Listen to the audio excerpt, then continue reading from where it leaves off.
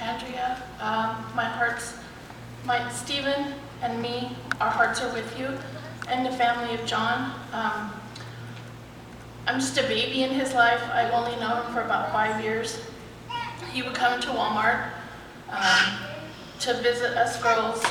He brought Andrea. They both treated us like we were family. And one of the things that struck me most about John was his personality and his heart.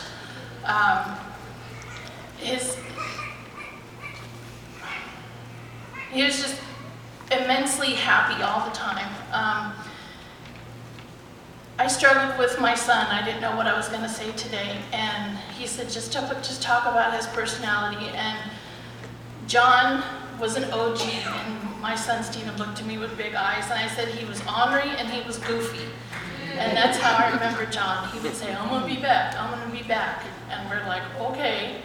In our line of business, working at Walmart, and he would come back every day, and then he brought his wife, and we met Andrea, and we became family. And the biggest thing about John was when my son was involved in an accident in 2015. I was gone from work for about a month to take care of him. And I came back, and Andrea said, well, why didn't you call us, and why didn't you tell us what happened? And I said, you're off work, you don't have the funds to pay your bills or whatnot. And she texted me and she said, are you going to be at work soon? And I said, and I gave her my hours, and I'm like, okay. And I didn't know where he was going with that. And they came into work, and John said, can you come from behind the counter? And I'm like, why? And he handed me something in closed fist, and I'm like, okay. And I put it in my pocket and walked back to my job, and when I realized what he did, I texted Andrea, I'm like, I can't pay you back. And she's like, be quiet.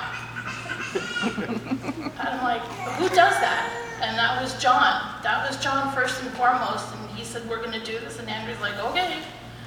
And that was his big heart. And his goofiness, the one thing that sticks with me today was we talked about football, and we all know John's a big Cowboys fan.